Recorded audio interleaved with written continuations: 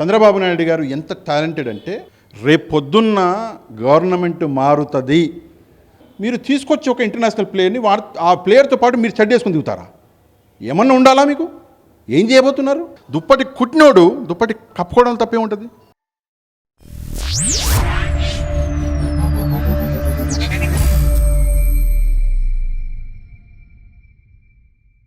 Telangana forensic సైన్స్లో అగ్ని ప్రమాదం సంబంధించింది. అగ్ని ప్రమాదం మీద రకరకాల అనుమానాలు వ్యక్తం చేస్తున్నారు. అంటే గురువుగారు డైరెక్షన్లో శిష్యుడు ఏమన్నా చేసి ఆ ప్రాంతంలో అలాంటి సంఘటనలు జరిగినాయని. ఏం లేదండి, గురు శిష్యులు అనడంలో తప్పైతే ఏం లేదు, నాకు తెలిసి ఏం లేదు. కానీ రేవంత్ రెడ్డి గారికి నచ్చలేదు. మరి చంద్రబాబు నాయుడు గారి దగ్గర ఉండి ఆయన దగ్గర పని నేర్చుకున్న వ్యక్తి, ఆయనతో రాజకీయాలు చేసినటువంటి వ్యక్తి ఆయన కింద ఉండి గురువు అంటే తప్పు లేదు అనేది నాది. గురువు అంటే మనం గౌరవించుకుంటాం కదండి, మనం తెలుగు ప్రజలం.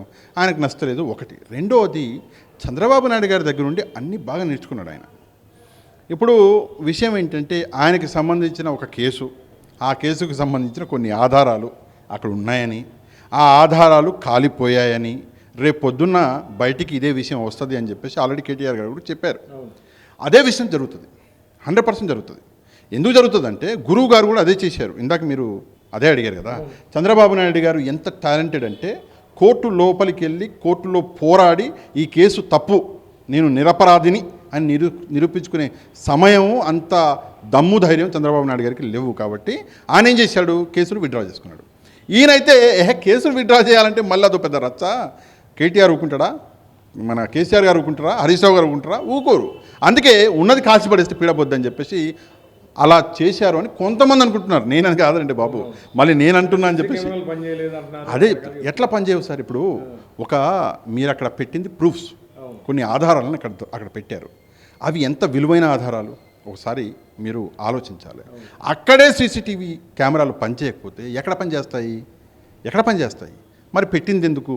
పోలీసులు ఉన్నదెందుకు? అంటే పోలీసులు కాలుతుంటే చూద్దాం అనుకున్నారా? ఏం జరుగుతుంది తెలంగాణలో? ఇది చాలా ముఖ్యమైనటువంటి అంశం.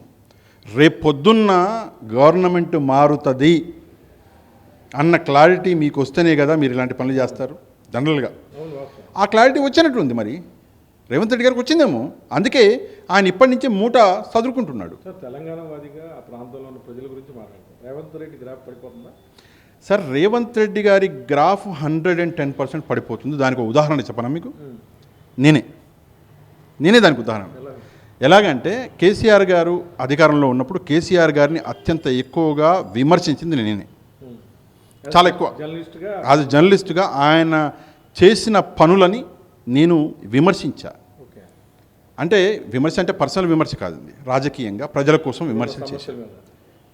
రేవంత్ రెడ్డి గారు అధికారంలోకి రావడానికి ప్రతి ఒక్కరు కష్టపడ్డ వాళ్ళల్లో నేను యాజ్ జర్నలిస్ట్గా ప్రభుత్వం మారాలి, 10 ఏళ్ళు అయిపోయింది, ప్రభుత్వం కొత్తది వస్తే ఇంకా ప్రజలకు మంచి జరుగుద్దేమో అని ఆశపడ్డా. ప్రభుత్వం మారింది, రేవంత్ రెడ్డి గారు వచ్చారు. వచ్చిన ఒక 6 నెలలకు అనుకుంటా నేను ఒక వీడియో చేశాను. అప్పుడు నాకు ఇక్కడ సర్జరీ అయింది, అది పెట్టుకొని వీడియో బాగా వైరల్ అయింది. నేను క్షమాపణలు చెప్పా కేసీఆర్ గారికి, కేటీఆర్ గారికి, హరీష్ రావు గారికి. ఎందుకు చెప్పా అంటే ప్రజలకి మంచి జరుగుతుంది అని చెప్పేసి ప్రభుత్వాన్ని మారిస్తే ఉన్నది పోయింది, అదేదో అంటారు కదా, అట్లా అయిపోయింది పరిస్థితి. అలా ఆ పరిస్థితి వచ్చింది. ఈరోజు తెలంగాణలో ఒక రాక్షస పాలన సాగుతుందా అంటే అవుననే అనిపిస్తుంది. ప్రజలకిచ్చిన హామీలు, ఢిల్లీ నుంచి వచ్చారు కొంతమంది దొరలు, వచ్చి ప్రజలకి స్టేజ్ ఎక్కి హామీలు ఇచ్చారు. ఆ రోజు ఈరోజు మళ్ళీ కనిపించలే ఎవరు. ఆ రోజు గౌరవ సోనియా గాంధీ గారు వచ్చారు. మీరు చెప్పండి, దాని తర్వాత ఎప్పుడు వచ్చారు గౌరవ సోనియా గాంధీ గారు? ఎప్పుడన్నా వచ్చారా? సరే, రేవంత్ రెడ్డి మీద ఇంతమంది ఇన్ని కంప్లైంట్లు, ఇన్ని ట్వీట్లు పెట్టారు, ఎప్పుడన్నా సోనియా గాంధీ గారు స్పందించారా? స్పందించలే. అది చెప్తున్నా, సోనియా గాంధీ గారు స్పందించాలా? సరే, ప్రియాంక గాంధీ గారు వచ్చారు, మేడం మళ్ళీ వచ్చారా ఎక్కడికి? ఎప్పుడన్నా స్పందించారా? రాహుల్ గాంధీ గారు వచ్చారా? స్పందించారా? ఏంటి, అధికారం వరకే వాళ్ళది, తర్వాత రాష్ట్రం ఏమైపోయినా వాళ్ళు పట్టించుకోరు. సార్, సింపుల్ విషయం, ఇక్కడ చంద్రబాబు నాయుడు గారు యోగా డే అని చేశారు. ఏదో సరే 300, 400, 500 కోట్లు ఖర్చు అయితే అయింది.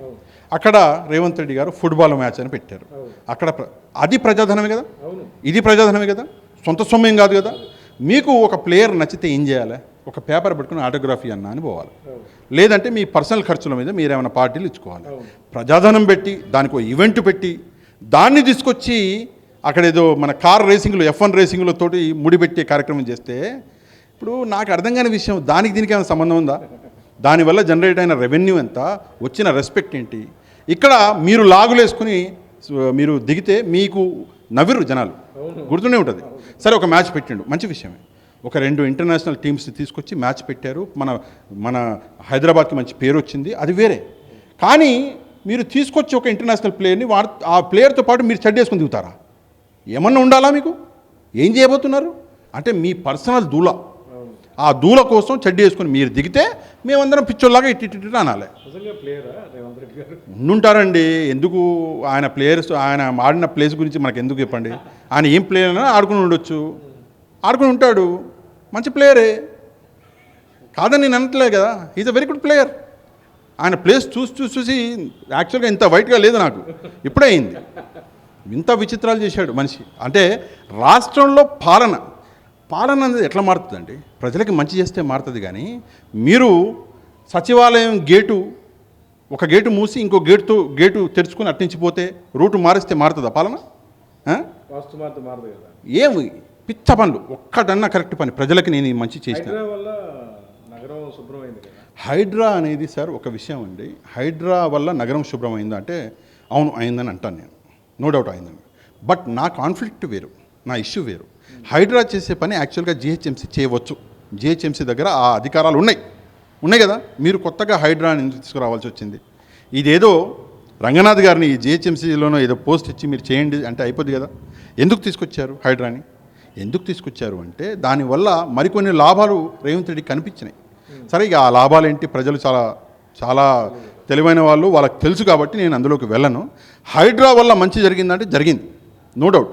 కానీ హైడ్రా వల్ల అత్యంత మంచి ఎవరికి జరిగిందంటే రేవంత్ రెడ్డికి. అంటే దేశంలో కాదు, వాళ్ళు కాదు, ఇప్పుడు అత్యధిక ధనవంతులు ఎవరంటే రేవంత్ రెడ్డి అని బయట సోషల్ మీడియా. మీరేంటి అట్లా మాట్లాడతారు? రేవంత్ రెడ్డి గారికి అన్నలు లేరా, తమ్ముళ్ళు లేరా? భలేగా మాట్లాడతారు మీరు.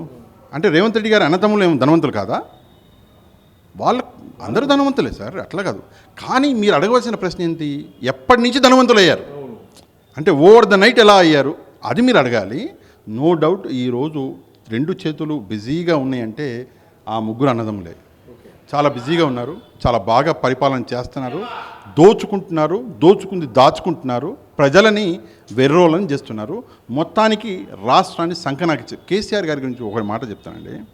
కేసీఆర్ సరే, ఆయన ఏం పరిపాలన చేశారు ఏంటి అన్నది సరే అదో పెద్ద పుస్తకం, మనం చదువుకోవచ్చు. ఒక్క విషయం కేసీఆర్ గారిలో స్ట్రాంగ్ ఏంటంటే నా తెలంగాణ అంటాడు. నా తెలంగాణ ఎటు పోయినా ఫస్ట్ తెలంగాణ గురించి ఆలోచిస్తాడు. ఎటు పోయినా వేరే విషయం గురించి ఆలోచించాడు. రాజకీయాలు కావాలంటే పక్కన పెట్టేస్తా, పదవులు కావాలంటే పక్కన పెట్టేస్తా, ఏదేమైనా పక్కన పెట్టేస్తా. కానీ మీరు తెలంగాణ గురించి ఒక నెగిటివ్ మాట మాట్లాడి చూడండి, ఫస్ట్ తిట్టు ఆంచి కేసీఆర్ గారి దగ్గర నుంచి వస్తుంది. చంద్రబాబునే వదిలిపెట్టలేదు ఆయన, మరి ఇక ఎవరిని వదిలిపెడతాడు? అయితే తెలంగాణ ప్రజలు అర్థం చేసుకోవాల్సింది ఏంటంటే నిజంగా తెలంగాణవాది ఎవరు. ఈరోజు ఒక న్యూస్ చూశానండి, ఒక పెద్ద ఆయన అవసరం వచ్చినప్పుడు కేసీఆర్ గారు తెలంగాణ అన్న దుప్పటి కప్పుకుంటున్నాడు అని చెప్పి మాట్లాడతారు. అరే, ఆ దుప్పటి కుట్టిందే కేసీఆర్ రా బాబు, నీకు అర్థం కాని విషయము. పిచ్చోడు, ఆ దుప్పటి కుట్టిందే కేసీఆర్. ఆయన ఆ దుప్పటి కప్పుకోవడంలో తప్పేముంది? ఆయన చేసిన పనిగా. నువ్వేమీ చేయకుండా నువ్వు గన్ను పట్టుకొని బయలుదేరినోడివి, నువ్వు దుప్పటి కప్పుకుంటున్నావు, అది తప్పు కానప్పుడు దుప్పటి కుట్టినోడు దుప్పటి కప్పుకోవడం తప్పే ఉంటుంది. ఒక్కసారి ప్రజలు కూడా ఆలోచించాలి. ఊకే డైలాగులు మీడియా ముందరకు వచ్చి మైకులు పెట్టుకొని వాడిని ఒక తిట్టేయడం, వీడిని ఒక తిట్టడం, 4 డైలాగులు కొట్టేయడము, ప్రజలేమో చప్పట్లు కొట్టేయడము. పెద్ద నాయకుడు లేలే. నాయకుడు అంటే నాలికని కంట్రోల్లో పెట్టేవాడు. నాలికని ఎట్లా పడితే అట్లా వాడాలంటే సామాన్య ప్రజలు, అప్పుడు వీడియో చూసిన పెద్దమ్మ రేవంత్ రెడ్డిని వేసుకున్నది. సామాన్య ప్రజలు చాలా బాగా మాట్లాడగలరు రేవంత్ రెడ్డి కంటే. మరి అందరికి ఇచ్చేద్దాం ముఖ్యమంత్రి పదవి. అందుకే అర్హత ఏంటి? ప్రజలకి మంచి చేసే అర్హత, మాట్లాడే అర్హత కాదు. మాట్లాడే అర్హతలో మన రేవంత్ రెడ్డి గారికి నోబెల్ ప్రైజ్ ఇచ్చేవచ్చు మీరు. ప్రజలకి మంచి మాత్రం చేసే దమ్ము ధైర్యం రేవంత్ రెడ్డి గారికి లేదు. తెలంగాణ ముఖ్యమంత్రి పదవి మీద నాకు చాలా గౌరవం ఉంది కాబట్టి నేను 2 వేస్తానండి. 2 వేసేస్తా. అంటే ఆ పదవికి నాకు గౌరవం ఉంది. ఎందుకు గౌరవం ఉంది అది కూడా చెప్తాను మీకు. రేవంత్ రెడ్డి గారి మీద కాదు, ఆ పదవి మీద, ఆ కుర్చీ మీద కేసీఆర్ అనే వ్యక్తి 10 సంవత్సరాలు కూర్చున్నాడు కాబట్టి ఈ 2 అయినా వేస్తున్నా. సీటుకు వాల్యూ ఉంది, అందుకే ఆ 2 అయినా వేస్తున్నా. సార్, కాంగ్రెస్ అయితే నాకు తెలిసి ఈరోజు సిచ్యువేషన్ ఇట్నే కంటిన్యూ అయితే తర్వాత రేవంత్ రెడ్డి గారు వదిలేయండి, కాంగ్రెస్ గురించి మాట్లాడదాం. ఎందుకంటే కాంగ్రెస్ రేవంత్ రెడ్డి గారిని బయటికి నూకేస్తుంది, అది డిఫరెంట్ స్టోరీ అనుకోండి. కానీ కాంగ్రెస్ పార్టీ అయితే మళ్ళీ మనుగడలోకి రావాలంటే ఇంకో 20-25 ఏళ్ళు పడుతుంది అంతే, అందులో సందేహం లేదు. అంటే ఈయన చేసిన జస్ట్ ఈయన ఇంకో విషయం, దోచుకునే కాడ ఎవరికి దక్కుతుంది? రేవంత్ రెడ్డికి. నేను చెప్పలే, మీరే చెప్పారు, రేవంత్ రెడ్డి దక్కుతుంది. కానీ చెడు నెగటివిటీ ఎవరికి వస్తుంది? కాంగ్రెస్ పార్టీకి వస్తుంది. ఇది వింత విచిత్రమైనటువంటి ట్రయాంగిల్ లవ్ స్టోరీ ఇది. దోచుకుంటున్నది మనోడు, ఆ దోచుకునేటటువంటి ఆ అభాండాలు, ఆ నెగటివిటీ కాంగ్రెస్ పార్టీకి వస్తుంది, పార్టీ పూస్తుంది. ఇంకో విషయం, పార్టీ కోసం కష్టపడి సంవత్సరాల తరబడి పార్టీ కోసం తిరిగినటువంటి వ్యక్తులు ఈరోజు ఉప ముఖ్యమంత్రులుగా, ఫలానా మంత్రులుగా ఉండిపోతే షార్ట్కట్లో వచ్చేసి రేవంత్ రెడ్డి గారు ఈయన ముఖ్యమంత్రి అయిపోయాడు. షార్ట్కట్లో వచ్చినటువంటి మరికొందరు మంత్రులు అయిపోయారు. పార్టీ కోసం కష్టపడిన వాళ్ళని గౌరవించుకోవాలి కదా మీరు, ఒకటి. రెండోది, తెలంగాణ కోసం ఆలోచించే వ్యక్తుల్ని గౌరవించుకోండి. వాళ్ళు ఏదైనా మంచి చేస్తారు. ఇలాంటి వ్యక్తులు మంచి చేయరండి, ఏం చేస్తారు? మూట కట్టుకుంటారు, చూస్తూ ఉంటారు.